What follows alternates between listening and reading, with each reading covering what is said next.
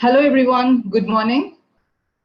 Welcome to Texceleration's third virtual meetup, Making the Most of Scrum and Product Management.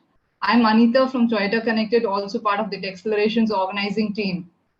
So Texceleration at Toyota Connected are events organized every 2 months and to promote knowledge sharing. And we hope these events will establish Toyota Connected as a tech company and a leader in the connected car space. The theme of our today's talk will be on making the most of Scrum and product management. The first topic, Scrum Butt by Uma, and the second topic, building product roadmaps by Shweta.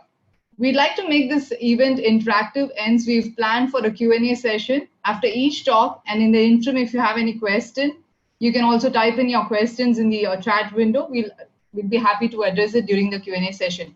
Also, you could use raise hand option during the Q&A session, and we'll unmute your audio so you can ask the questions to the presenters. So the first topic, Uma will be talking about Scrum Butt. The topic will be aimed to understand more about Scrum Butt, how to identify if teams in the organization is moving towards Scrum Butt framework. I'd like to introduce the first presenter for today, Uma. Uma has about 10 years of industry experience in agile projects and as a Scrum Master. She has worked as a developer, business analyst, product manager, and is currently working as a Scrum Master in Toyota Connected. Over to you, Uma. Thank you, Anita. Is my audio clear? Yes, Uma, we are able to hear you. Okay.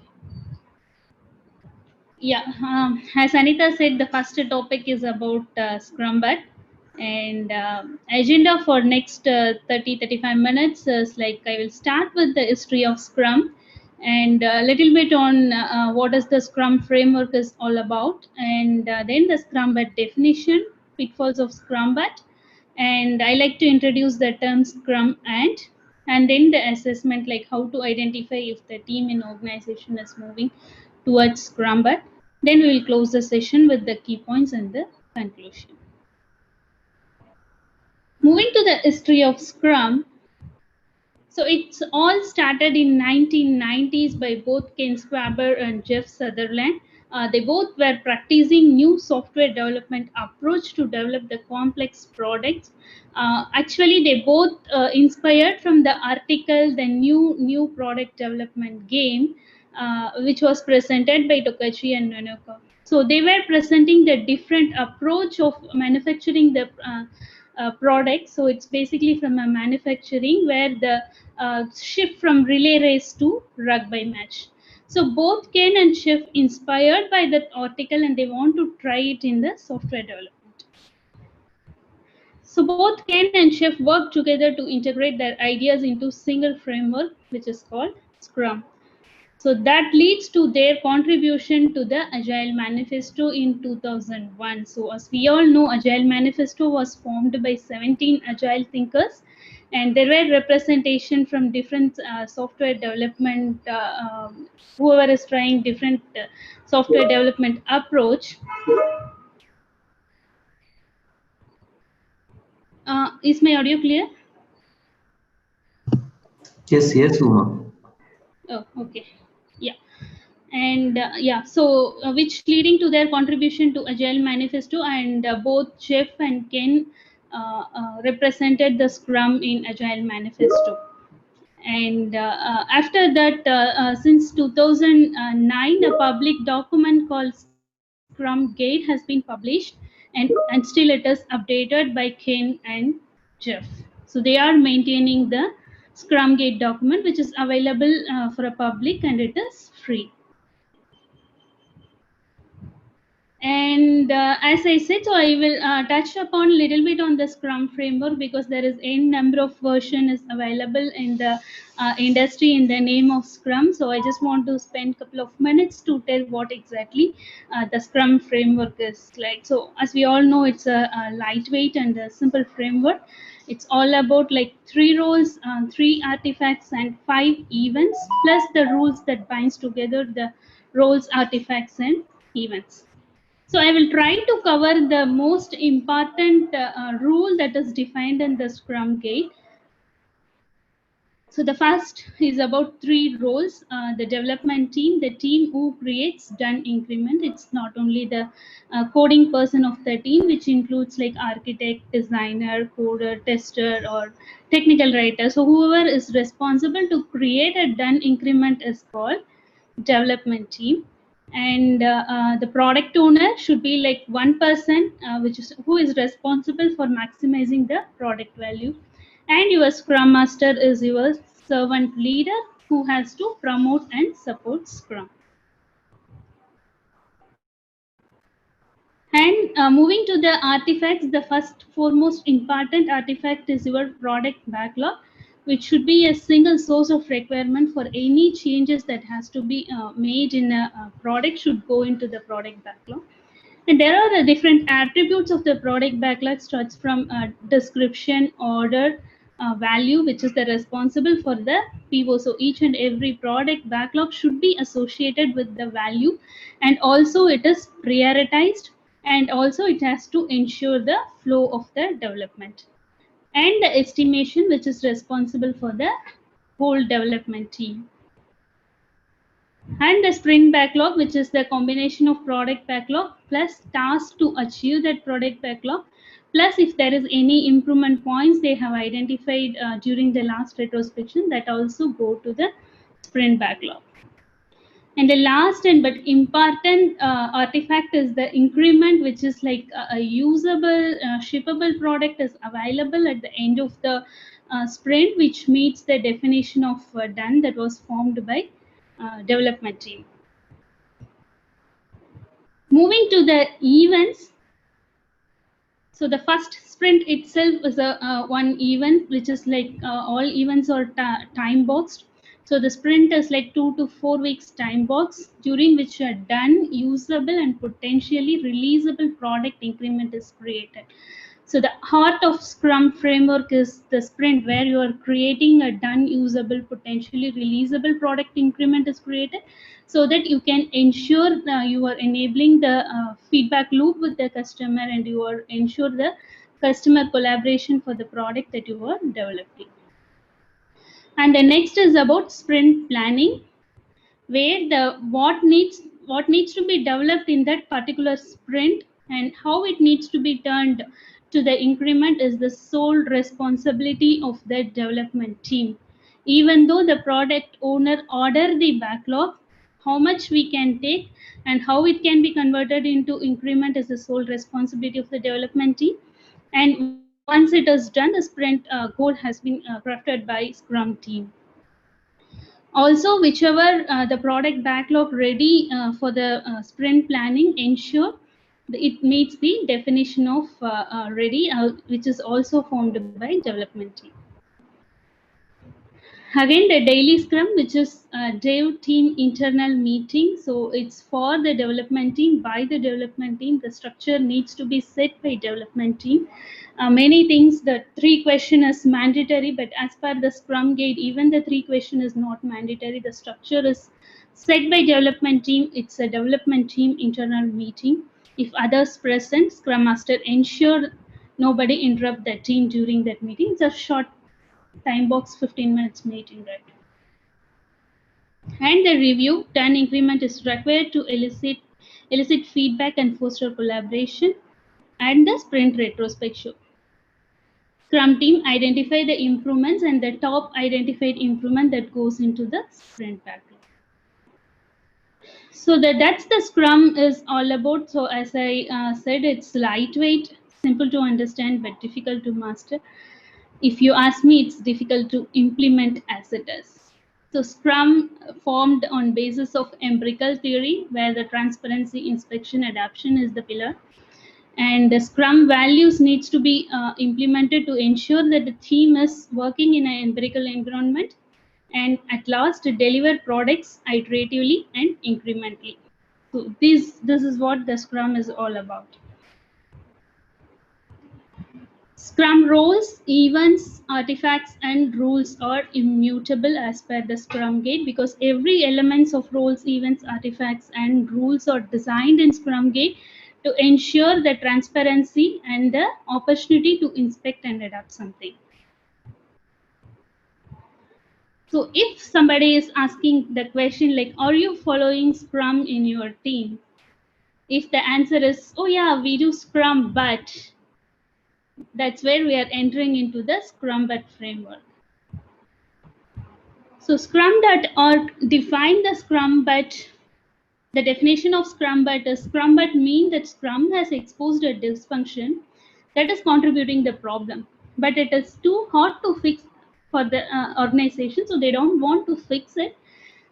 So instead of fixing the problem that has been exposed by Scrum, Scrum but retains the problem while modifying Scrum to make it invisible, so that the dysfunction is no longer a thorn in the side of team.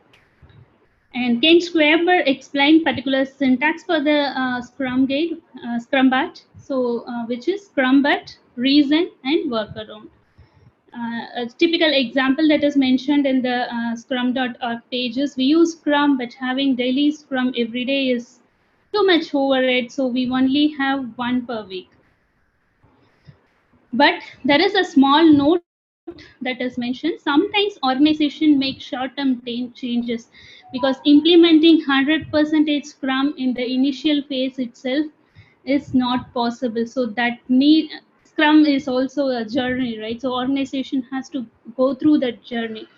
So sometimes organization do short-term changes to the Scrum consciously, and that needs to be restored as quickly as possible. So other examples of Scrum, so we use Scrum, but we create working software only after 6 sprints. As I said, the heart of the Scrum is the sprint, where we have to create a shippable increment.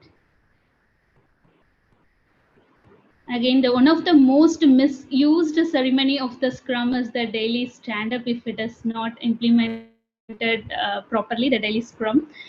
Where the manager comes and asks so many questions, and often it does go up to 1 hour status meeting. As I said earlier, the daily Scrum is for development team, but I know some of the team who hates to attend the daily stand-up because they have to provide a status.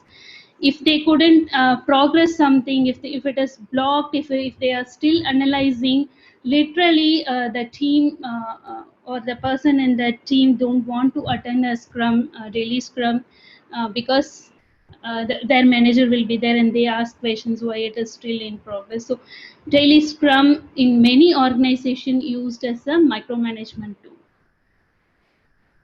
We do Scrum, but our stakeholders script the sprint review. So sometimes it is a challenge to involve the stakeholders in the sprint review. But often, as per Mike Cohn, the stakeholders are tempted to skip the sprint review if it is boring, right? So we don't show the useful information to stakeholders, so they tend to skip the review. We do Scrum, but team thinks retrospection is a waste of time, right? They are too busy in following their milestones. Sometimes the team tends to skip the retrospection, or they don't do the retrospection at every sprint end, but they do like 3 months once, 4 months once kind of. So last but not least, we do Scrum, but our team is not self-organized. As I said, most of the organization use Scrum as a tool to do the micromanagement. So I don't understand what you do or how you do it, so I'm going to use Scrum to manage you. So it's like a daily status call, and 2 weeks once again a review that happens, and the constant follow-up with the team. So that makes the Scrum worse in the implementation in organization. So why are we not recommending Scrum, right? So people tend to tweak the core practice of Scrum without understanding the consequence. So even though the Scrum has been formed like more than 20 years, I think it's more than 20 years, so most of the people are not tried to understand what it is. So the first thing is team can't full advantage of Scrum to solve their own problems. And the next one is team can't realize the full benefits of product development using Scrum. So there is two parts actually. The team improvement and then the product improvement. Both are limited when we implement a Scrum but framework. So as I said, every element in Scrum promotes transparency and an opportunity to inspect and adapt something.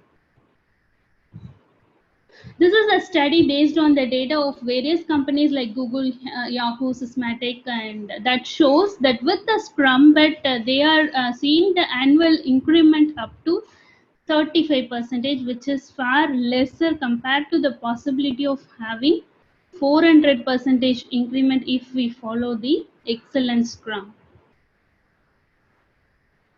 So still, if you follow the Scrum, but you will see some advantage. So by seeing that advantage, organization tend to go as it is, right? So they don't want to improve their Scrum framework. And there is another term called the Scrum and defined by scrum.org, which is like Scrum framework is open for extension and closed for modification. So as it is like, it is a framework, you can build the various process technique on top of it, but you can't change the framework as it is. Scrum functions well as a container for other techniques, methodologies, and practices. So few example of Scrum and right.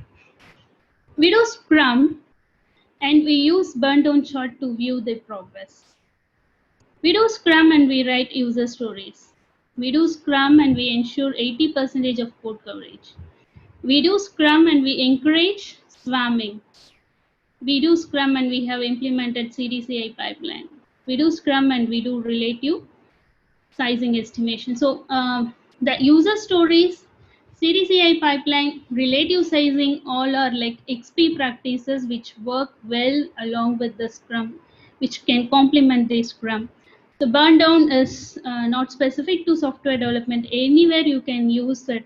Mostly it is used along with the Scrum. And swarming is the Kanban practices. Often it goes well with Scrum. So the analogy for Scrum, Scrum and Scrum, but so if you see the Scrum is a framework of hours, the Scrum is most of the decoration that you can do on top of that framework. But the Scrum but is you are changing the framework itself. Even though the changing the framework is possible, the result is not Scrum, and you are not going to get the full advantage of what Scrum is all about. So with that, moving to the Scrum but test, which was developed by Boss Wade in 2005, and that was adapted by Jeff Sutherland and Dan for use in Jeff Scrum courses. So the purpose of this test is like you can assess the team's behavior and compare it with the current Scrum best practices so that you can consider any changes that can increase your productivity. Since it is mentioned as a Scrum best practices, Jeff has included 2-3 XP practices also, which works well with the Scrum. So the first question on the assessment is about iteration. It's like how frequently that the team is delivering the value. Is it like more than 4 weeks, or is it like less than 4 weeks, or is it like less than or equal to 2 weeks? So based on that, you will be getting the score. So if you search like a Nokia test in the Google, it is there in scruminc.com. So you can take the assessment from there itself. I just want to give the overview of what is the assessment is all about and the best practices. So the first question is about the iteration, and is it constant? And Jeff says the good practices is if it is less than or equal to 2 weeks, it can go up to 4 weeks. And the second question is about the sprint testing. So is the team creating the unit test? Is the team doing the testing right after the coding is completed? So it is proved in a study, right? So the testing cost is far lesser when you do the testing right after the coding than the doing testing after 3 to 4 weeks. So the testing cost is also high. The change that has to be made in the code is also like higher. So the waste is higher when we postpone the testing. So the second question is about the sprint testing. And the each and every question is like yes or no question, and if it is like yes, so you will be getting 1 point. So unless it like first questions. So you have to get the points for each and every question. Like, so, like team create some unit test in sprint, yes or no. If it is yes, like you will be getting 1. And the third question is about the sprint stories, right? So is the specification is clear that is given by the product owner so that the team can observe it? Is it small enough? Is it ready to take for the sprint planning? Like, so if the definition of ready is not enforced, like, so during the sprint planning, it drags the sprint planning by asking so many questions that many of the question may not be answered by product owner. He or she has to get back, work with stakeholders and get back to the team. So often it drags the sprint planning if the definition of ready is not enforced, and it gives the bad start of the sprint. Like that, the team has enforced the definition of done or not. So each and every question, yes or no. And the fourth question is about the product owner itself. So Jeff says it's amazing like how many organizations are struggling to get the good product owner, that the product owner should be responsible to supply the good product backlog to the team, which maximize the value that has been creating by development team, right? So is your PO doing the good job or not? Is the PO is available for all ceremonies or not? Is the PO is interrupting team or often? So how the he or she is handling the change scope? How he or she is handling the release roadmap? So the question is about the product owner. So again, each and every question you have to answer yes or no. The fifth question is about product backlog itself. Again, is the product, is your team is having single prioritized product backlog? Is the product backlog is attached to the value? Is it ordered properly? Is your team can explain the value that is that can be provided by that product backlog if it is implemented? So the sixth question is about the estimation and whether the team estimated before committing. So the estimation process is the one which gives clarity to the team. So while team doing the estimation, team tend to ask so many questions that clarifies the product backlog itself. So is team is doing the estimation, are they doing relative sizing? Again, the XP practices, it is proven, right? So if the team is following the relative sizing, it cut the estimation cost by 80%, that project planning cost by 80%. So are they doing the estimation in relative sizing? Is your development team is doing, or some other representative outside of your team is supplying the estimation? So all question yes or no. So the seventh question is about the sprint progress. Is your team know the sprint progress? So members help with high priority work in progress. Is your team using the burn down? Are they burning down only the task is completed? Are they burning down if the story is completed? Again, the best practices is to burn the stories as soon as possible and track the progress of your sprint. Is the team knows the velocity? Is the team commits to the sprint backlog based on your velocity? All question like yes or no. And the eighth question is about retrospective. Is your team doing the retrospection? And is your Scrum Master ensure that all members are participated and tracks the follow-up? And team, is your team identifying the process improvement or not? So yes or no regarding the retrospection.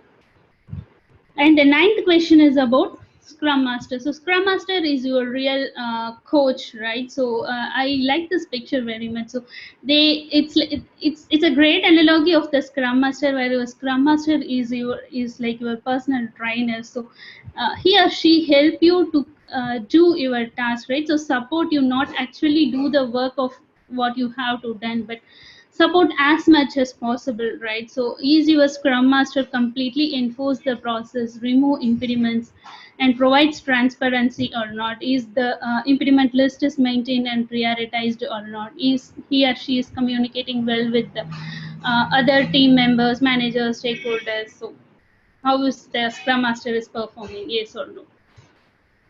And the last question is about the team itself. So is your team self-organized? Is your team like small enough to collaborate each other? Is your team members can independently complete the work? Is your team committed to the sprint goal collaboratively rather than the individual goals? Is your team fighting impediments? Is your team reducing the technical depth in every sprint rather than taking everything at the last? So these are all the 10 questions that again the assessment is very simple. It may not cover the all aspects of the Scrum, but when you starting the new Scrum team, at least ensure that you have followed all these practices that is there in this assessment. So start with, then you can improve. So the key points is like the team must be self-organized. The team manages their own work. Team is responsible for the delivery, and your product owner should be the single person, not a committee, responsible for maximizing the value. Your Scrum Master has to ensure that the team is gaining the full advantage of Scrum. He or she has to promote and support Scrum in the team. And is your product backlog is value driven or not? Are your team enforce the definition of ready or not? Is your sprint outcome enforce the definition of done, and is it the usable condition or not, so that the customer can use it and provide the feedback, so we can ensure that we are creating a product which is required by the customer. So is your sprint duration is 2 to 4 weeks, and is the testing is happening as soon as the feature is completed? Are the team is having the common goal, and is the team know your progress or not? Is the team continuously improve or not? Right. So as I said earlier, you don't have to change everything overnight, but it is highly impossible to implement the 100% perfect Scrum in the initial phase itself. But try to add good things to it each and every day. Do it consciously. If you are deviating from the Scrum also, make sure that you have restored as quickly as possible. So one of my favorite statement that was made by our President Akio Toyoda on his recent workshop on Toyota production system, right? It is okay to have a determination to make changes, but if you change everything without a solid concept or target, you may end up just making things worse. So if you are into the Scrum, but still you can gain some advantage, and you can congratulate yourself that you are moving towards Scrum, but you can't say that it is Scrum. So your ability to detect risk is still limited. You are getting very little benefit from the empirical process. Your ability to do the changes in the code is very minimal, and you have a lot of opportunities to improve your product quality. So in short, as I said, you are not gaining the full advantage of Scrum framework as it is. That's it from my side. Any questions?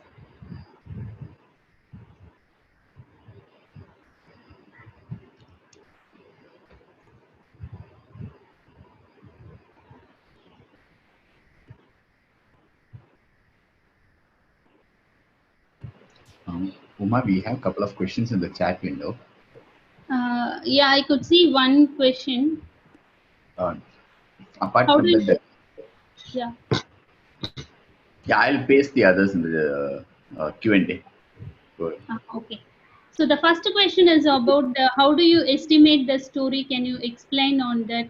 The story estimation that we do is a relative sizing, and we baseline one story, and the remaining story we have to relate and then say if it is bigger or smaller than that one. So it is best practice, as I said, to do the relative sizing, which cuts your estimation time and the project planning cost by 80%. Isn't it sprint backlog is created first and then the planning happens? No, actually. So how it is like, right? So in a backlog, the backlog should be prioritized and ordered, and make sure it is attached to the value and the estimation is processed. So you will have the set of product backlog which is in a ready state, and during your sprint planning, your development team decide how much we can take it for that particular sprint. That's how the planning has to happen. You have an ordered backlog which is already estimated, and then the team decides what needs to be developed for that particular backlog. Uma, I'm going to allow Murugan to ask his question. He raised his hand. Okay. Murugan? Hi, are you able to hear me okay? Yes. Yeah, right. So, Uma, when we call a backlog as a Scrum ready? It's based on the team, right? So while as part of working agreement, your team, along with the product owner and the Scrum Master, creates the definition of ready, which may be anything like if the story has the description, if the story dependency has been resolved, is your story has the acceptance criteria, whatever it is, based on your team definition of ready. Okay, so is the team is involved actually in this understanding? Of course, yeah. While forming the Scrum team itself, you will be creating the working agreement. So, as part of working agreement, your definition of ready, as well as definition of done, needs to be formed, and based on that, you will be marking the product backlog as ready or done. Okay, one final part of the question. So, when this activity happens, really, is it happening as part of the previous sprints, or which activity? Maybe like understanding the requirement from the backlog to the extent that it can be implemented or Scrum ready? Yeah, we do the refinement session, right? So as per the Scrum Guide, the team has to spend like less than 10% of their time to decide for the next sprint. So during our backlog refinement process, more details to be added to that product backlog. We do estimation, and if there is any clarification that is required, that needs to be asked to the product owner, and he or she has to get back before sprint planning. Okay, thanks, Uma. Thank you. So there is Thank you, Murugan. Yeah, thank you, Murugan, for your question. I have another person who I'm going to unmute, Karthikeyan Annamalai. Karthik, Karthik, are you able to hear us? Yes, Anita, I can hear you. Can you? Yeah. Please ask your question, Karthik. Yeah, thank you. So, Uma, nice session. So, my question is like, I have a couple of questions. So, the first one is like, given that, grooming, all the retrospective Scrum meetings and the ceremony meetings, it's pretty much, requires, it demands the time of the team most of the day, right?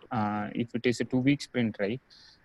Squeezing all the meetings within 2 weeks and repeating everything, right? So, most of the meetings sometimes kills the productivity of the team, right? How to actually handle this? That's the first question. Yeah.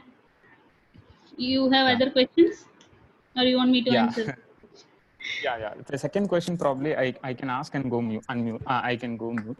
The second question is, the entire team, sometimes it is a mix of people and their, nature of character is completely different, right?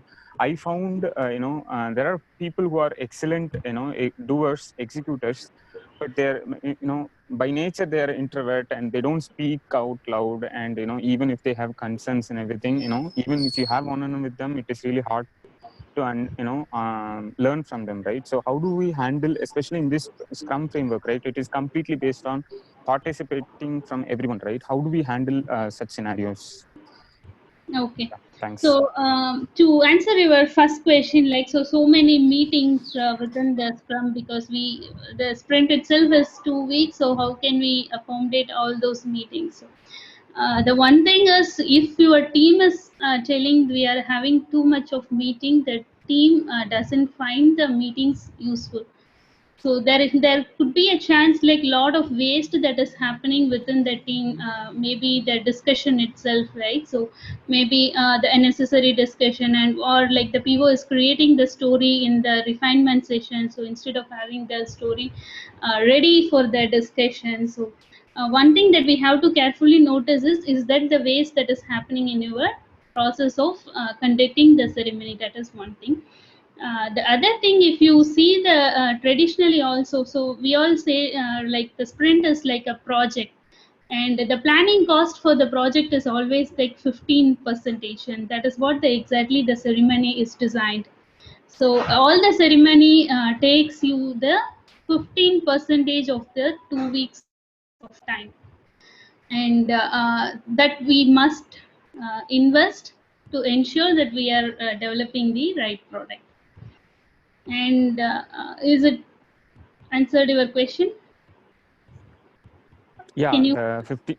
Yes, Suma. Like the 15% is really a benchmark. Probably we have to accumulate all those within 15%. Yeah, thanks. Yeah. And the second one, how to make sure that everybody in the team participate well. Again, it's the ability of your Scrum Master, and he or she has to ensure that the team needs to be collaborated enough. It depends on the situation. Actually, I cannot really answer how to collaborate the team, but many team activities like personally involve people, like beyond the professional, is the people connected each other or not, could be the one thing that we can do. Gamings, whatever it is. Okay, so maybe a sub question on that. I don't want to take you much of time, but do you think like it is an sort of a kind of disadvantage with respect to this process itself? Like there are people even if they in waterfalls and all, right? They'll deliver very quick and they'll deliver a quality code, but they don't need to participate in so many things. But in this ceremony, right, it requires a lot of participation from everyone. So which makes some even the techie developers, or they started hating their roles because of all this meeting, and they're being questioned, or they're being asked to participate. I know it's strange, but being practical, right? I hope you would have seen such scenarios as well, right? Do Yeah, you yeah. think that is one of the downside of Scrum? Actually, it depends on the product that you are working, right? So where you have implemented the Scrum is matter. Actually, if you are implementing Scrum for simple project, yes, Scrum is not the right candidate for that. So Scrum works well in the complex and complicated environment where your technology and requirement is having some kind of uncertainty. So if the product is complex and complicated, if it does require more collaboration, the team automatically participate and find the ceremony useful. Right. So if it is like simple, straightforward, or like technology refresh, of course the people hate to participate in the meeting because that is unnecessary. Yeah, excellent. Thank you. Thank you, Karthik. There is two more questions in the Q&A. Yes, I'll unmute Vijay to ask the question. Vijay Chinnaraj.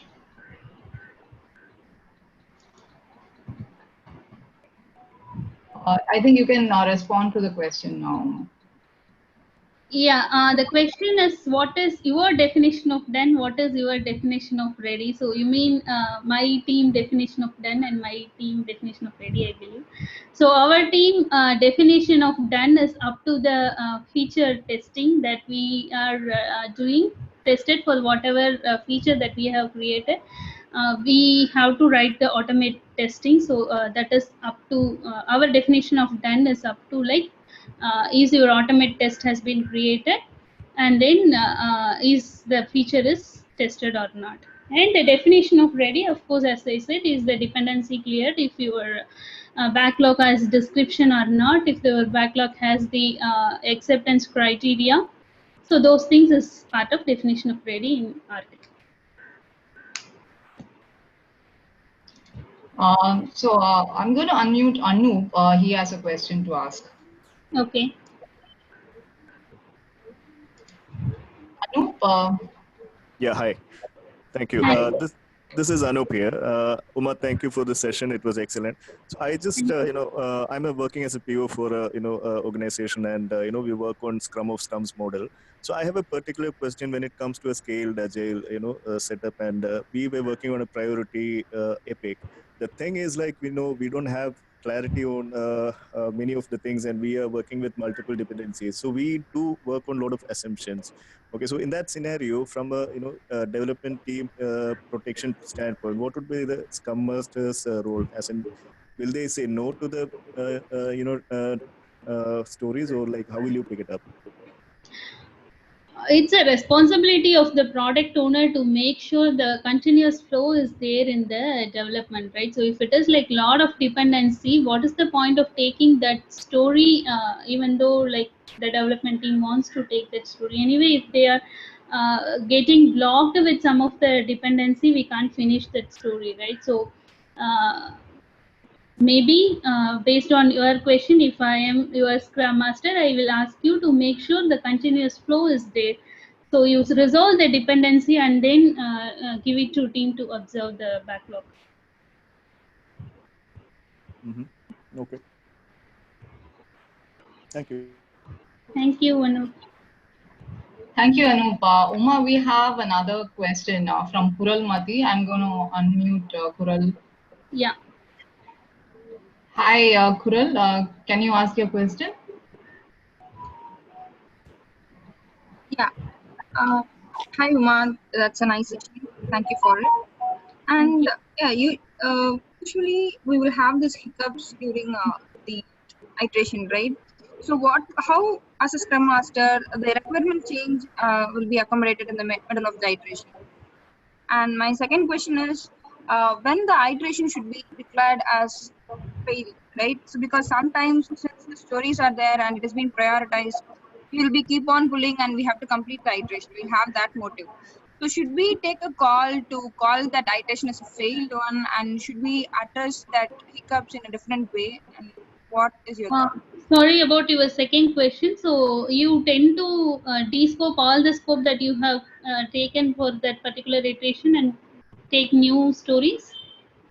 Yeah, so there is a major change in the requirement, okay, and whatever we are building in the current iteration may have to be changed, have to be tweaked, or have to be entirely changed. So should we accommodate the change, or should we fail that iteration and redefine? Should we go ahead and complete it because we have started it? How that has to be redefined as a process? Understood. So answering to your first question, right? So how the requirement change can be accommodated in the middle of the iteration, but generally, if there is any scope change that would endanger your sprint goal, is not accepted. So during the sprint planning, the team creates the sprint goal, and without affecting the sprint goal, if your scope is changing, that is fine. Still, if it is accommodated by the development team, you can take it. But generally, we don't encourage the change within the sprint because it's a short sprint, right? So maybe 2 to 4 weeks. And so during the sprint planning, it is expected to have a clear priority set by the product owner. At least he or she has not changing the priority for the next 2 to 4 weeks. So in short, if you have the sprint goal and it is affecting the sprint goal, the changes is not accepted. And if your sprint goal itself like obsolete, for your second question, right? So when we declare the sprint as failed, so if the sprint goal what you have set is like absolute, if it is no longer needed, your PO takes the call to cancel the sprint or not. While cancelling the sprint, again it's PO responsibility to review the list of work that has been done by the development team, and PO make sure if it is like added to your code base, or like we have to scrape all the changes that we made. Did I answer your question? Yes. Kural? So in your experience, right, have you experienced any of the failed iterations? No, that is very rare actually. So generally, the sprint, as I said, it's very short term, right? So within this 2 to 4 weeks, it is very rare your sprint goal becomes absolute, that it is no longer needed. So I don't face that kind of situation yet. Thank you, Uma. Thanks for the Thank you. Thank you. Thank you, Kural. So there is one other question from Murugan. Uma, I'm going to read that for you. What are the productive and quality metrics that is tracked as apart from sprint velocity and story acceptance? So productivity could be the one that how much business value that we are giving as a team could be one thing we can measure the productivity of the team. And the cycle time could be like Kanban metrics that can be used to measure the productivity sometimes of the team. Quality metrics is maybe the code coverage and what is the escaped defects that you have, like how much defects that has been found during the development, is that defects escaped from the development and it is identified in the production or not, or some of the quality metrics we can follow.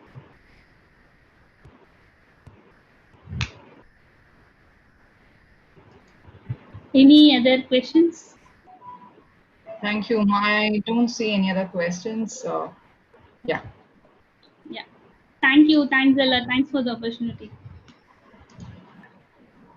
Thank you, Uma. That was a very insightful and an excellent presentation. And thanks to all the participants for the lovely questions. Now we're going to move on to the next talk. The second topic is building product roadmaps by Shweta. The objective of this session is to look at the key inputs and consideration for building the product roadmaps, organizing roadmap ideas, prioritization, possible conflicts, and some popularly used templates. I'd like to introduce Shweta. Shweta has about 11 years of experience in product and program management and is currently working as a senior product owner at Toyota Connected. Over to you, Shweta.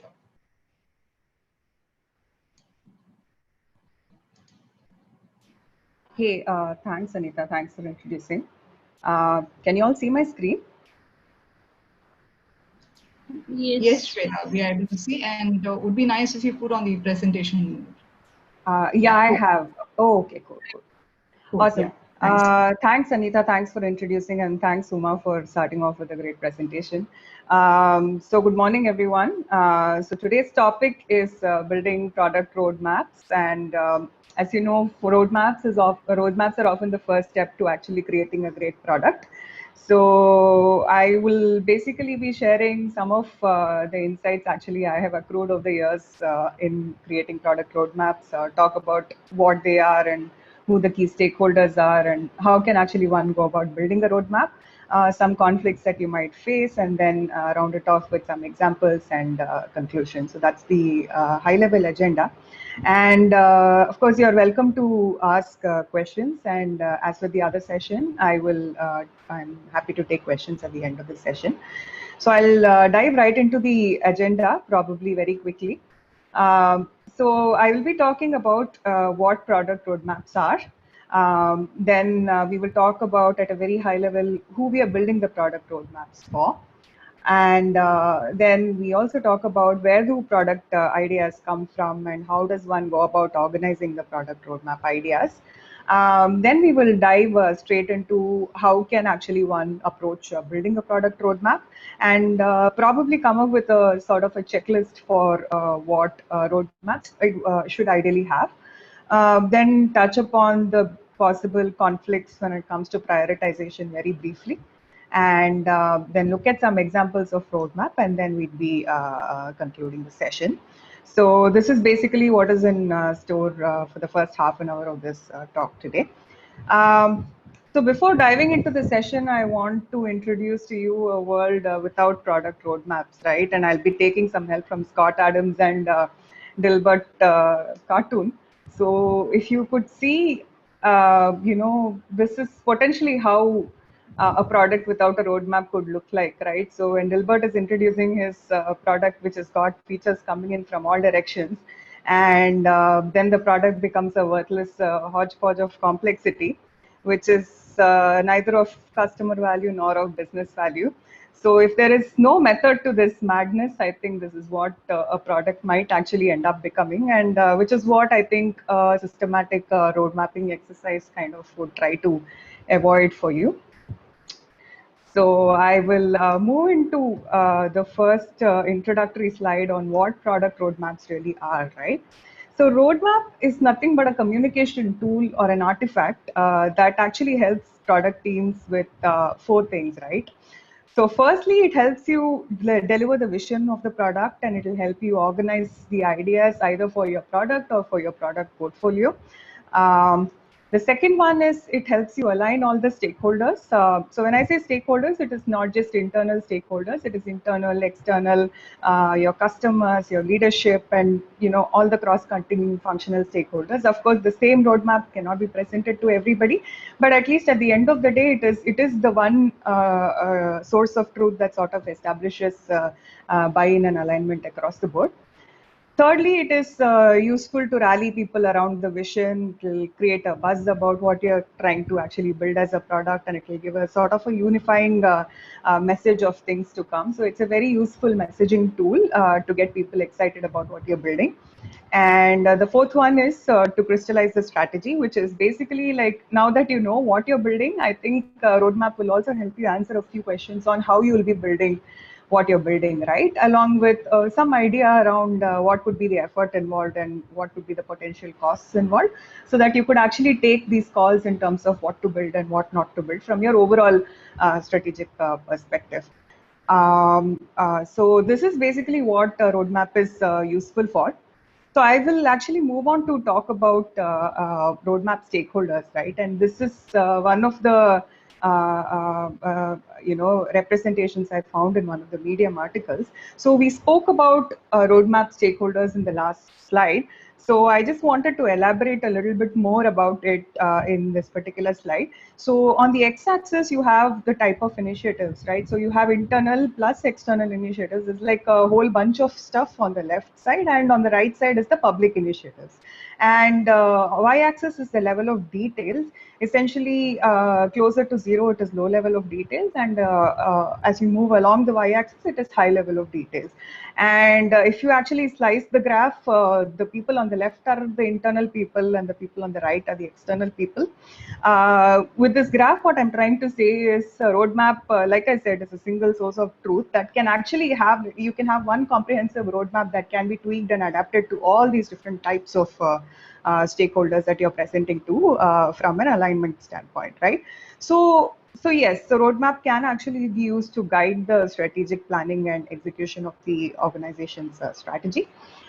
It will facilitate discussions with everybody around options and scenarios, especially with the engineering team, right? You cannot, build something that might later have some issues with, say, feasibility, or it might not be the most ideal way to actually build a particular product. So I think it's important that at an early stage, if you have these discussions in terms of, whether what you're intending to build is in fact achievable given the effort, so that would actually facilitate discussion around the various options, and you could discuss potential trade-offs and make the right selection as you move forward. The third one is it communicates the progress of development with the stakeholders across the board. So if you could actually potentially tweak the roadmap to actually use it as a communication tool, especially with your senior executives, if you have regular touch points with them in terms of reporting the product progress.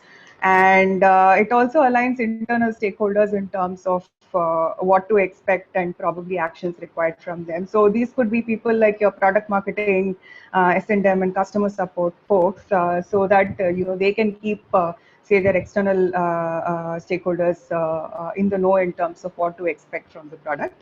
And finally, it also shares the high-level strategy with key external stakeholders. So let's say as a product company, you want your customers to be aware of what you're launching this year, probably mid next year and the year after that. So you could actually release some high level sort of snippets with the help of your product marketing team or your comms team to get the people excited about, get your customers excited about what is it that you're going to launch, say in the near term and medium term and long term. So these are the various people that we are actually essentially building the roadmap for. So I will, so like I said, this is basically a roadmap is a single source of truth for all stakeholder alignment. And you start with one comprehensive roadmap and you could tweak it in various forms and manners to present to various types of stakeholders. So that's basically what I wanted to convey with this slide. I'll move on to the next slide, right? So we spoke about, product roadmap being like a collection or agglomeration of product ideas, right? So now where do product ideas come from and who are the people who are responsible for bringing in good ideas into a product, right? So the first one is, of course, customer feedback. So customer feedback does not necessarily have to be you going and talking to the customer.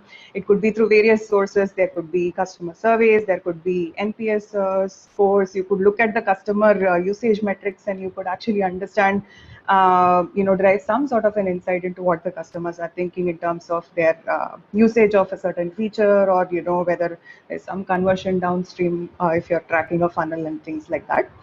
The second one could be sales and marketing, because these are the people that are actually closest to the customer, right? So, and especially in a B2B setup, they would have a lot of insight into the customer because they keep engaging with them on a regular basis. So they are the people who know exactly what customers need. So it makes a whole lot of sense to keep engaging with your sales and marketing team on a regular basis and take some ideas from them.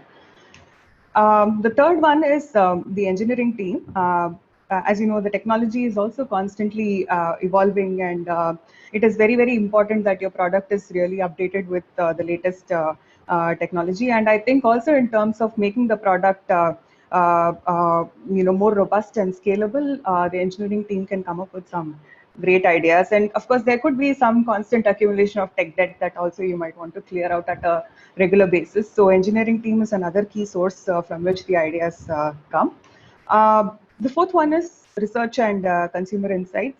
So you have all your Gartners and Forresters and all these other people who actually are the market analysts, and also secondary research on the market would give you a lot of insights in looking at what competition is doing, what other industries are doing in a similar space, and so on and so forth.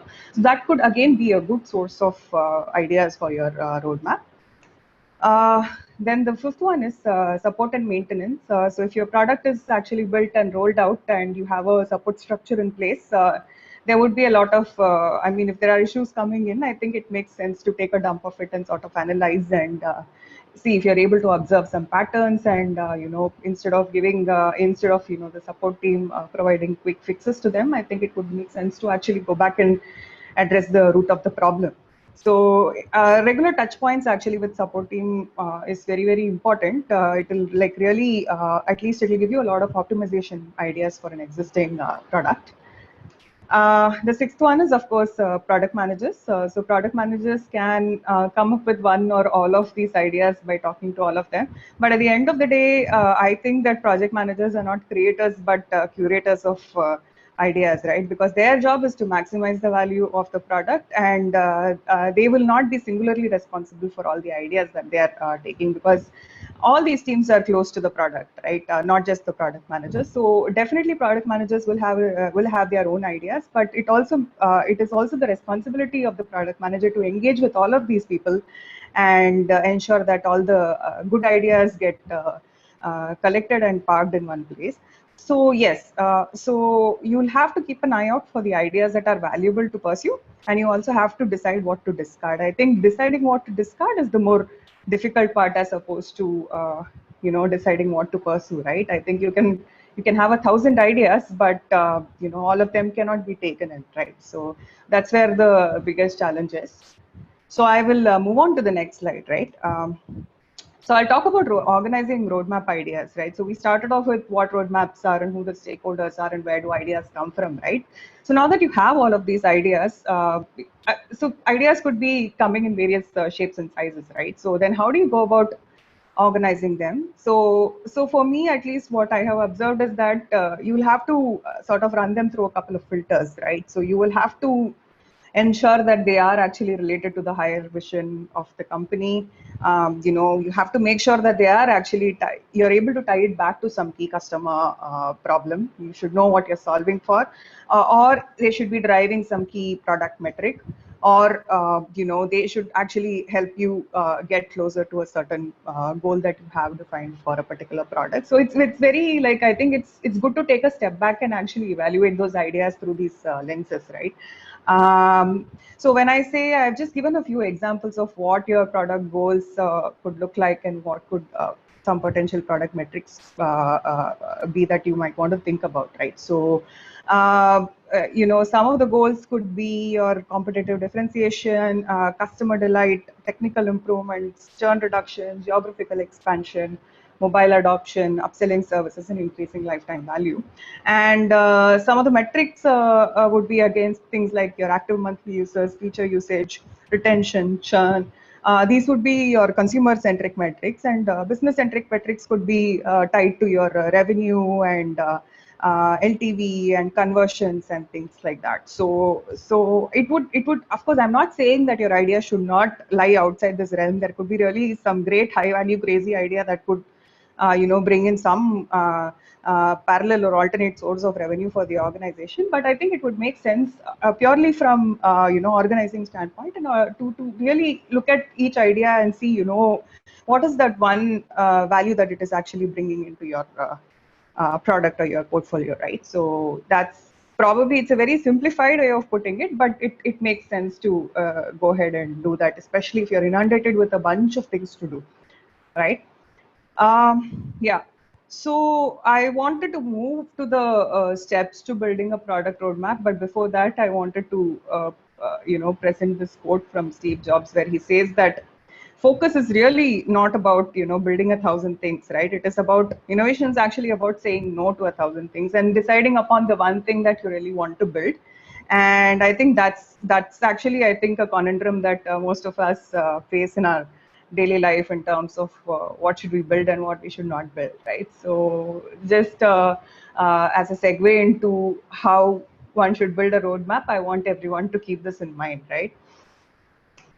Yeah. So moving on, I want to give 4 steps to building a product roadmap. Now, these are again purely my views. Of course, there could be additions and deletions and iterations to this, but the first step is definitely collaboration. The second step is organization. The third step is prioritization, and the fourth step is iteration. So I will dive into details of what these 4 steps are going to be, right? Yeah. So when I say collaboration, a lot of organizations have, these annual planning or road mapping or quarterly or half-yearly planning meetings, right? And I think that it does make a whole lot of sense to take a pause from your activities and take a step back and look at what you actually want to build. So these planning meetings are very, very important. So this will actually give you a chance to invite over not just the stakeholders that are closest to the product, but also some cross-functional teams like your let's say your marketing and legal and those people who can actually contribute meaningfully to the product on board. So the good thing, I mean, one of the things that you might want to do is actually get as many folks as you can who are related to the product in one room, and do a bit of a collaborative ideation process, right? So you have to reiterate the product vision and goals and collect ideas from across the board. Of course, you have to give them a heads up that they have to come prepared, and you have to have aligned the high level themes on them. Yeah, so it'll be a good idea to actually collect ideas from across the board and have a collaborative road mapping as well as brainstorming session with the cross-cutting stakeholders, and thereby sort of collate a comprehensive list of features that you're actually getting from across the board from all of these stakeholders, right? So there, I think it would also give you an opportunity to really debate on what you want to build and why you want to build what you want to build, and discuss the pros and cons, and discuss at least a high level a trade-off discussions can actually happen in these collaborative sessions. So this is the first step, which is basically to talk to all of these people and collect and collate all these ideas. The second step is to organize the ideas, right? So you have to identify, I'm sure that once you collect all the ideas, you'll be able to identify some overarching themes that are there in the ideas. So it makes sense for you to actually group the ideas by themes, right? So your theme could be, UX improvement, it could be increasing mobile adoption, or any such, right? So just like look out for the themes that you're actually seeing emerge in your idea roadmap, and kind of try to group them into themes. Another thing, according to me, especially if you're building a new product, right, it's very, very important it will probably come a little later after this step, but it's important to identify what minimum viability means, right? So you might want to start with like the foundational stuff and then build, say, the most key features that are actually required to take the product to market. So you will have to at least start thinking on the lines of what minimum viable feature for each of the features might look like, and perhaps also what a minimum valuable product might actually shape up as, right? So that's another thing to think about when you're actually organizing. And of course, an important thing that you'll have to do is a high level sizing and effort estimation is also required of all the ideas that you have come up with. At least it doesn't have to be accurate. Nobody is going to hold you to it, but it is very important, at least for an organization from a planning standpoint, to know that, if there is something that they are planning to invest in, how much could it potentially cost them, and what is the value they might be deriving out of it. So these things I think you'll have to think about when you're actually organizing the product ideas. Now, the third step is prioritization, right? And I think this is one tricky step, I think, most of the times. So typically one would use, techniques. There are a lot of prioritization techniques, and it's a topic in itself, right? So there are effort versus benefit and Moscow and Pano. But I think the easiest thing would be effort versus benefit, where you're actually plotting the effort along the x-axis, and the benefit, it could be some sort of a weighted average of whatever perceived benefit you're seeing, customer benefit or business benefit, and divide it into 4 quadrants where you definitely know what to discard. The high effort and low value ideas are the ones that you might want to discard, and the low effort and high value ideas are the easy wins, right? So those are the ones you might definitely want to take. So your negotiation zone is basically, the ones that have low effort and low value, and high effort and high value, right? So these conversations will happen when you're actually trying to prioritize. So you have to, look at what is the overall time horizon you're looking at, and all of those external aspects will also come into play when you're actually prioritizing. This is not exactly a rule of thumb, but it is a good starting point to identify which ones to build and which ones to not build. And of course, so you have to look at aspects like customer benefit, business benefit, differentiation, and all those aspects that we spoke about when you're prioritizing it. Yeah, so once you have prioritized, of course, take a lot of your time, but once you've done that, I think it's important to iterate on what you have, because it is not something that you do it for once and you forget about your roadmap, right? It's an ongoing living document that you'll have to keep revisiting based on the changing market needs or the product needs. So you have to be ready to pivot and change the direction of the product as required. I mean, there could be a lot of 100 new things that are popping up. There could be some unresolved dependencies due to which you'll have to change the course. So those things will keep coming in on a daily basis, and you'll have to kind of ensure that, at some point you revisit the roadmap and ensure that it reflects the reality of your operational challenges. So you might also want to consider new themes. You might want to drop some things altogether, and so on and so forth. So it makes a good idea to, it is a good idea to kind of, relooking at it at least, on a regular basis. But as an exercise, the recommended thing could be doing it at least, say, twice a year, once in half a year would be a good idea to do it. So yeah, so these are essentially the steps I think that one could follow to building a roadmap, or at least something that's helped me over the course of my career. So this is roadmap essentials are like a checklist basically that I could come up with in terms of what your roadmap might have. It is not exhaustive completely, and all of these are not required for all types of roadmaps, right? So, but I think your roadmaps should have the features, should have themes, it should have what your MVP is, it should talk about the destination or what your product will look like in its full potential. It should have mile markers, which are your intermediate milestones. It should have mapping, basically like mapping against time, and it should again be customizable. So when you say features, I think like we spoke in the previous step, you have to identify, prioritize, and have some high-level sort of one-line feature description ready. Then you have to identify the themes, and you have to be able to group those features into themes. That's another important thing that we might want to do. The third one is the third one is like you must have all heard of minimum viable product. So when there is especially if there's like a new product that you're planning to roll out, I think it's good to identify what is the top features that you want to build, have the foundational building blocks in place, and just identify what your product could be, or the phase one of your product could be, so that you could take it to market and get some early feedback on what the product is going to look like. So these will contain just enough features. So this is like the phase one. So now that you have what your MVP is going to look like, you should also have an idea about what your potential full scope is going to look like, right? So if you're proposing an idea, then I think it's very important for you to paint a picture of what the product will look like in all its glory to your management, and really help them visualize the final value that you hope to see from this particular product. And so you have to have a potential full scope, and talk about what your final summit will look like if given an opportunity to build this product, right? So mile markers are nothing but your intermediate milestones. So like you said, you have MVP, you have destination. I'm sure that there will be like a phase one, phase two, your silver version and golden version, whatever you call it in your organization. It's very, very important to call out what your intermediate mile markers are going to be for your product, right? And it also makes a whole lot of sense to qualify all of these milestones with metrics.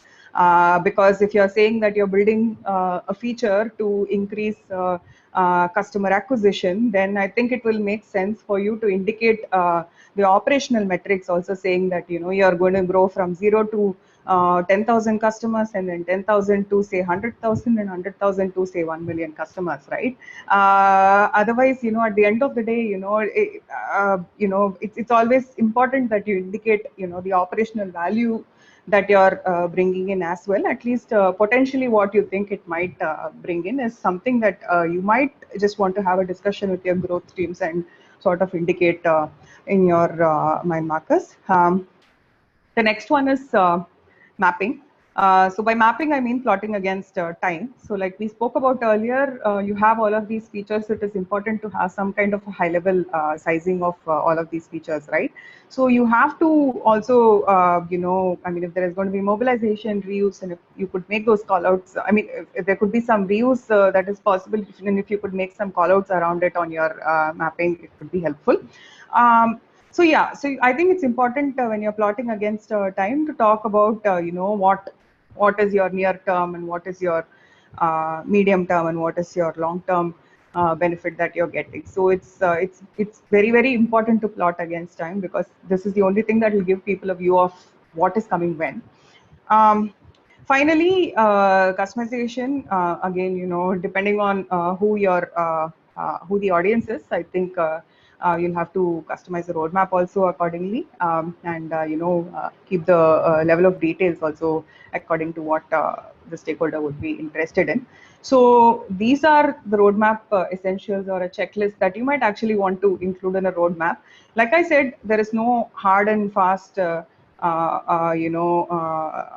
to this, but all of these also may not be necessary for all types of roadmaps. But it is important that you, as a product manager, think through these things when you're building one, right? So this is a little bit on list of things you might want to keep in mind when you're actually building the roadmap. So I will then, quickly dive into some conflicts that we might face, right? Especially when it comes to prioritization. You might have conflicts between, let's say, a short term and a long term. So there are some iterations, that could be done. Like we saw in the prioritization matrix there, that there could be, quick wins, and then there could be some long term big bets, right? So then how do you choose between the two? So these are like some tricky questions that again depend on the context, right? So if it really, if taking up the big bet is going to be a huge risk, but if you can actually, prove in some way that it is actually going to result in a 10-fold or a 5-fold reward rather than taking up smaller iterations of quick wins, then I think you can go ahead and do it. Similarly, there is tech debts and features. So in tech debts and features also, tech debts versus features also, I think it's very important that you rank the tech debts also and, take a call like based on Moscow or something, take a call in terms of what are those features that you can absolutely not go ahead without, right? And of course they have to be done. So I think it is always important to keep an eye on these things and keep them ranked, because all of them need not have the same level of importance. And it's very, very important to design for scale as you're going, right? So if you're saying you're growing your user base to 1 million users, then I think your systems also have to be scalable to be able to accommodate 1 million users, right? So it's always very important to keep an eye on the scalability aspects of your product. So it makes sense to kind of keep it ranked and really convey to your architects and your engineering team what is it that you hope to achieve, by in this particular say iteration or in this particular phase of your product. And the third thing is product versus sales. So if you're in a typical SaaS setup where you have B2B customers, there could be some rollouts coming in and there could be some consumer specific features you might be asked to build. So, and then you might be working on some other priorities for your product. So yeah, so that's another kind of conflict that might come in. So with regard to conflicts, all I have to say is, you have to use both data and judgment, right? Because at the end of the day, conflict resolution is contextual in nature. So there is really no right answer. So you have to really talk to all the involved stakeholders and try to see, especially like, if there is any pressing need that is coming in from, say, a new customer, or there's like some really big bet that you have identified that will, that is actually worth derailing the rest of your plan for, then I think it is on you to kind of justify it and kind of take it forward and take accountability for it. So that's about this slide. So I put together a few templates that I have seen. So this is not my project, but yeah, there are a bunch of templates that are actually targeted for different stakeholders that I might want to quickly run through. So this is what your agile roadmap template could look like. So the point to note here is that it's fairly granular in nature, right? So the time horizon is quarterly. You could actually use tools like Jira and all to track at a granular level. So it is good to have like a high level quarterly plan in place to set the long term direction, and it would be good to also call out your intermediate release milestones. You may not be releasing each sprint, so it's good to have an idea of what you'll be releasing for each milestone. This is a high level agile roadmap which talks about what each team is going to be building for each sprint, and you will have some releases.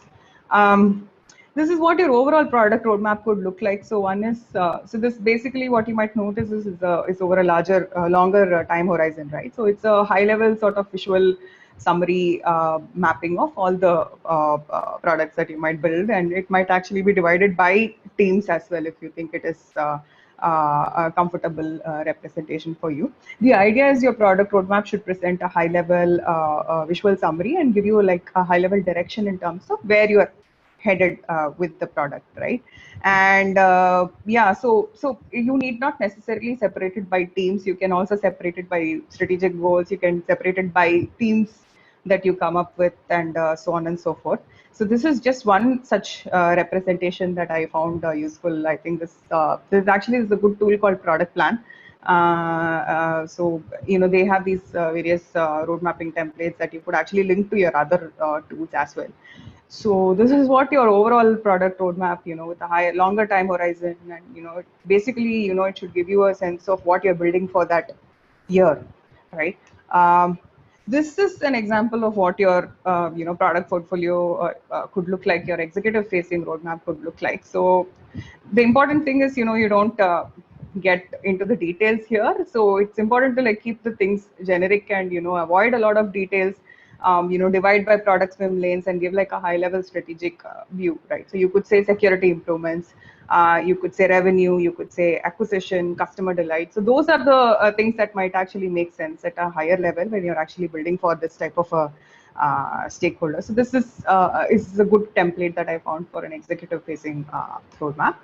And then this is something I found for customer facing roadmaps, right? So customer facing, like we saw in our earlier graph, right? It need not have all the details. It's enough if you give some high level details. It is enough if you don't even give the timelines, right? You can just say now, next, and later. So this is for this is, I think, TripAdvisor, and this is, I think, one of the MS Office product suites. So yeah, the point being, it's primarily for your sales and marketing teams, and it's just for the end users to get a sense of what is to come.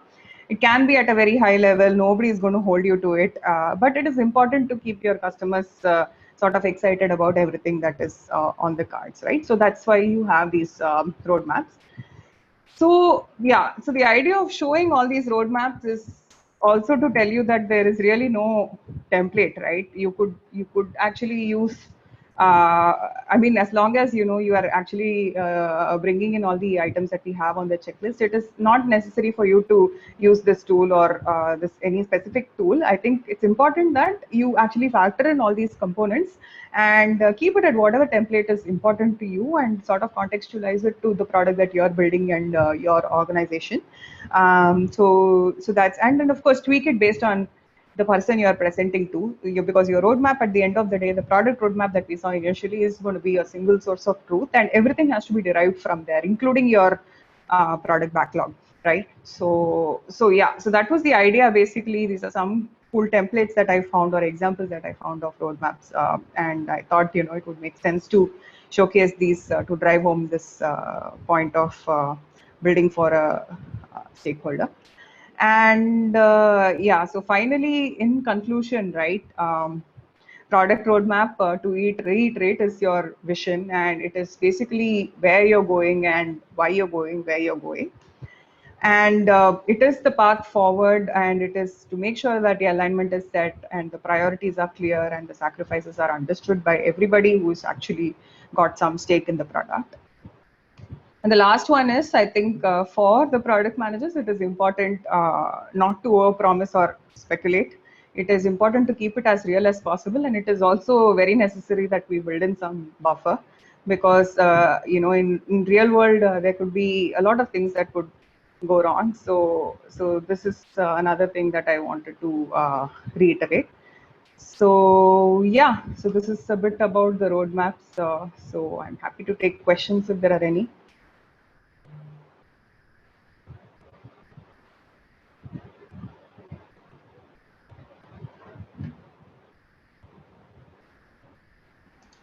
Shweta, we have a question from Murugan. I'm going to allow him to talk. Yeah. Yes, Hi, Shweta. Hey, hi, Murugan. Yeah, thanks for the session. It was very insightful. It is happy to understand the other part of the story. And so coming to your domain, right, the automobile, it is kind of very active right now with the advance of all the technologies like IoT and AI, and also a lot of competition in the bringing up driverless cars or intelligent cars. So how much time it an average takes idea on the paper to be actually put it on the giving to the customers, the implementation time? Yeah. Okay. Good question, Murugan. So yes, for any product, right? I mean, if it's a brand new product, then it is something. It has to be something path breaking, and it will require like a lot of thinking. But for any incremental product, I think it makes sense to constantly think about how to improve it. And because there are already existing platforms in place, right? In a industry that's so mature as automotives, you might not necessarily be coming up with new path-breaking products, so to speak, right? There is like a baseline that's already available, and then you'll be thinking of ways to how to make it better constantly. So on an average, I think if you're looking at it from a product manager standpoint, it's a good idea to spend at least an hour and a half in a day to keep thinking about what you can actually go and add to your roadmap that will actually bring in the differentiation aspect to your product. So I think research is an integral part of what one does, right? It's important to keep on reading up and keep parking it. And when it comes to a point of discussion, I think you will have to bring it to the right stakeholders. So with regard to new ideas also, I think, that's a bigger question, right? Then you'll have to think about, putting together a product plan, looking at the viability, looking at what the investments would be, and, looking at a potential return on investment, and then taking those business plans to leadership to kind of at least to even start building that product. So that's a different ballgame altogether for a new product. But for an existing or an ongoing platform that you'll be working on, it is important to constantly keep an eye out for new ideas. Not sure if I answered your question, but if you have any follow-up questions. Yeah, right. It partially answered my question. The other thing is, where does the innovation come into picture? At what stage? Because this is a brand new domain, basically. Not too many products are there in the market. So there is a lot of scope for innovation, right? Where you incorporate those new. So innovation, like I said, is an ongoing thing. So like when you're planning for a product also, if it's an existing platform, I think it's important to have at least a certain percentage earmarked for like new ideas to be taken into your roadmap. So different organizations do it differently, right? So it might be a brand new domain from the outside, but I think a lot of foundational systems are actually in place, right? So anything that you build will be incremental, and it's important to actually ensure that with every iteration you're delivering some innovation. So as part of your road mapping exercise also, everything will not fall into a single category, right? So everything will not be, all the features that you take up will not be related to, say, what your marketing team wants to build or what your analyst reports are saying or technical, right? So it will be a good mix of all these different types of buckets of features, if you will, right? So definitely, I think it's important to earmark a percentage of what you're building into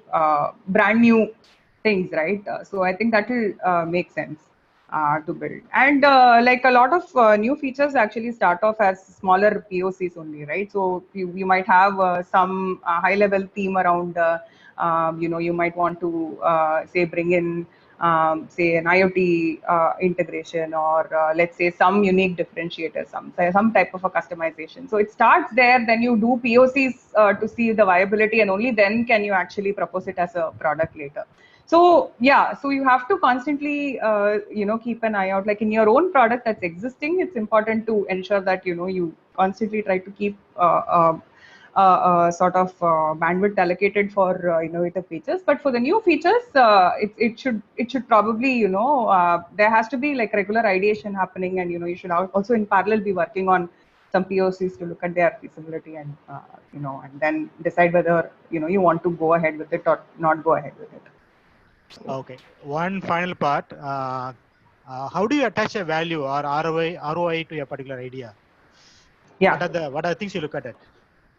Yeah, so that is so like I can give you an example of what I worked on in the past, right? So you could actually if let's say you're building a mobile product, and you're building, say, a self-serve feature where like you're giving, say, another channel for onboarding users to your platform. So by doing so, you then have to look at what is the percentage increase that you might actually see in terms of your number of users onboarded. And if you can have some customer lifetime value, or if there is any incremental revenue you're hoping to make out of that particular customer, that will be your dollar value for an extra onboarding or something like that, that you could convert to say a dollar value, and then you can attach it as an ROI. So you'll have to do a lot of guesstimation there, but it is possible. So this could be one such way of doing it. Okay, so you mean to say that we start with a number, then you kind of revisit and Yeah, maybe so take you'll have to make some assumptions about let's say, like I said, right, if it's in this particular situation, let's say you're giving another channel of onboarding a certain customer, right? So by doing so, what is the improvement in customer onboarding that you're hoping to see? Then you have to take the total market size and then derive a number from there, and what incremental revenue could one customer translate into is something that you might want to keep in mind. And then then you can actually calculate a dollar value to that. So likewise for other types of features also, right? Okay. Yeah, thanks a lot. Very insightful, and thank you very much for the details. Thanks, Murugan. Thanks for asking. Thank you, Murugan. Now, Shweta, we have another question. A person who's raising his hand. Vijay is raising his hand. I'm going to allow him to talk. Vijay?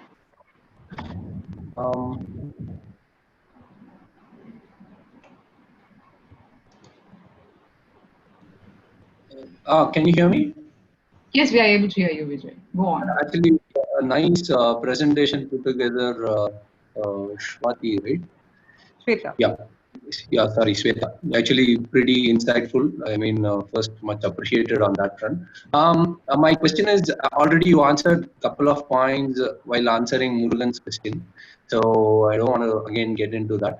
So my question is, how would you, from your experience, probably if you can state, how would you convince the business stakeholders? Any, top matrices and factors which you say top 3 or top 5, which you can suggest to convince a business for implementing an idea. Say it might be new idea or an enhancement. To basically it has various parameters, right? Like getting approval for a budget, to be allocated on what front. So how will you look at it, and what will be the convincing approach to convince the business stakeholders? Yeah. Okay. So see, like again, like everything that you build for a product, right? It has to either be some differentiation, or it has to, be something like, say, something that's a revenue generating product, or it will probably increase your customer stickiness, right? So that is where you'll essentially start. So that's what. So if you're actually saying that if there's a particular feature that you're so a lot of times what I have noticed is like if you're actually able to attach a dollar value to the cash flows that your product is hoping to unlock, or if you're able to bring in, say, like 2 or 3 or like 10 B2B customers in 1 year based on this particular product or this particular feature, it is always easy to convince the businesses. So you'll have to look at what is the one thing that your leadership is actually interested in achieving with this particular product, right? So I can talk about a situation in the past where I was working on a product that basically the idea was, it was actually an internal product for many of our profit centers globally. So the idea was to scale up and bring on board as many B2B customers as possible. So for me, I think then I wanted to actually make sure that we are actually building, we are optimizing our development process so that our time to roll out to a new customer is reduced by so much percent. So in doing so, I'm able to ensure that like instead of taking, say, 3 customers in a year, I'm able to take 10, right? So it actually really varies. It depends on what is the most valuable to your organization, and then sort of build a story around that. Say if your metrics are, or if what you're tracking for is you want to actually onboard some 10 or 20 B2B customers in a particular year, and the feature the hack that you're building is actually going to help reduce the time to market or something like that, then that would be a good feature or aspect to amplify. If you want to, if you're building for some B2B, B2C customers, if you're saying that this particular feature is actually going to help me, grow from 1 million to 10 million, and if you're able to attach some revenue numbers or some I mean, if based on the engagement, if there's like some other secondary metric that you can drive, if you're able to attach it and convert it to dollar values, that will help. Thirdly, I think sometimes you may not even be bidding for directly impacting the customer, right? So there's some features that you might have to necessarily work on in order for you to be able to scale. So it's actually important to understand what your organization is interested in, and kind of build a story around that and qualify it with some metrics. So yeah, I mean, metrics always helps. If you could give a percentage around, what is the expected rise you want to see, or you hope to see in the usage, or if you're saying that you're going to improve the onboarding, number of people onboarded by from this number to this number, or if you're reducing, say, the time to roll out by so many weeks or so many months. I think those are things that people could also visually kind of they could imagine that, right? So I think those are the types of things that actually work typically. Okay, thanks, Shwati. Yeah. Is it? I'm sorry, I can't hear you. Is it possible to share this deck by any chance? Yeah, I'll check with Anita. Yeah. And also, I had one question posted in the Q&A. Okay, so it is like, what is the key difference in the industry, like between a product owner and a product manager? So product owner is a person who's working closely most of the times with the engineering team, right? A product manager has to actually look at the other aspects also, work with cross-cutting stakeholders, including, say, your legal and sales and marketing and all these other stakeholders also very closely, and think about the revenue and the value aspect of the product, right? Whereas sometimes the value of, the role of the product owner is mostly to, work on the engineering aspects, and the technical aspects of the product. A technical product manager role is kind of similar to a product owner, but a product manager role itself has a larger scope, right? In a lot of companies, that's actually a market-facing role where you're actually working with your product marketing and category managers to actually, look at what is, required for the customers, and what is required for, what is going on in the market, and it is more of a market-facing role as opposed to a technology-facing role. So there is, I think, a lot of companies maintain a segregation between product managers and TPMs. So PO role is kind of closer to TPM, and PO is again very exclusive to agile, right? So it is, a product manager in an agile world is a product owner who's actually maintaining a product backlog and all those good things that Uma spoke about, right? So so PO is a term that it's pretty much actually coined for product managers that are actually embedded into an agile team. Okay, thank you. Yeah. Thank you, Vijay.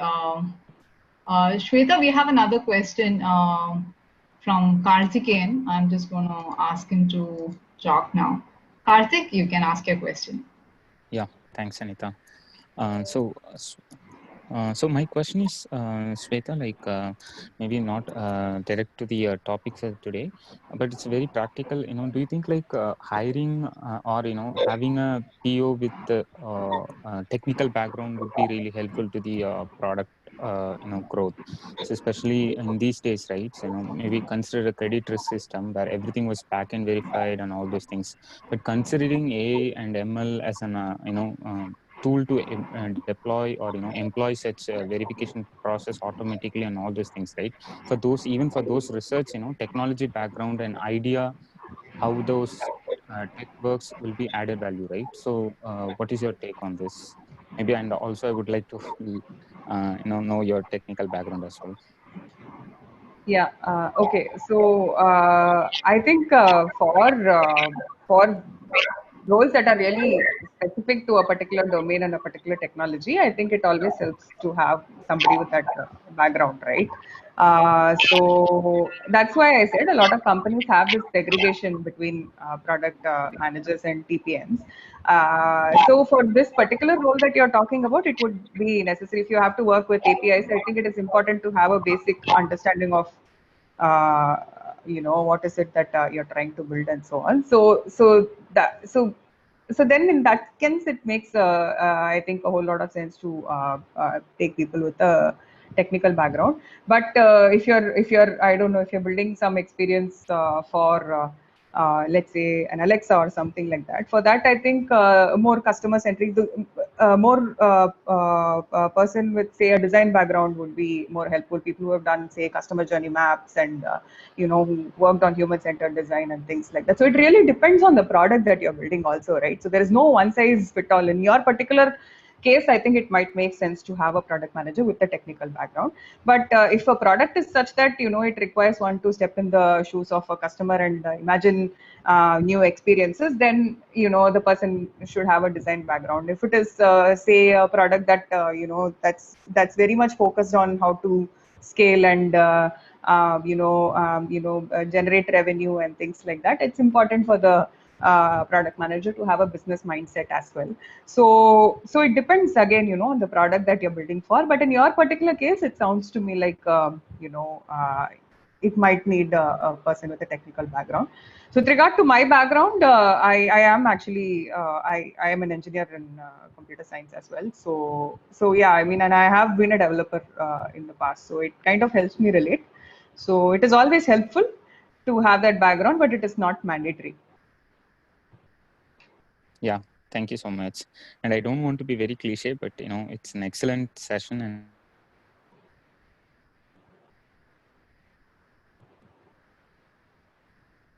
thank you. One second. Thanks, Karthik. Thank you so much.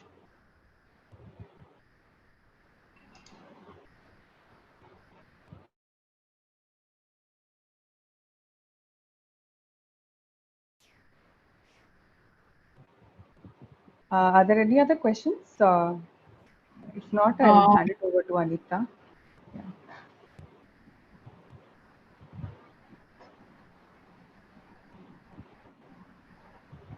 Thank you, Shweta. That was a fantastic presentation. So if we don't have any other questions, I think we can close. Yeah, I don't see any questions. Yeah, a recorded version of this talk will be available in Techcelerations YouTube channel, and we'll also update the link for the same in our Meetup page. We'd love to hear from you, so please share your feedback on behalf of the presenters and everyone from Toyota Connected. I would like to express my gratitude to all of you who have come together here on a Saturday morning to be part of this event. Thank you, audience. You've been a great audience. Happy weekend, and meet you again in Techcelerations' next meetup in November.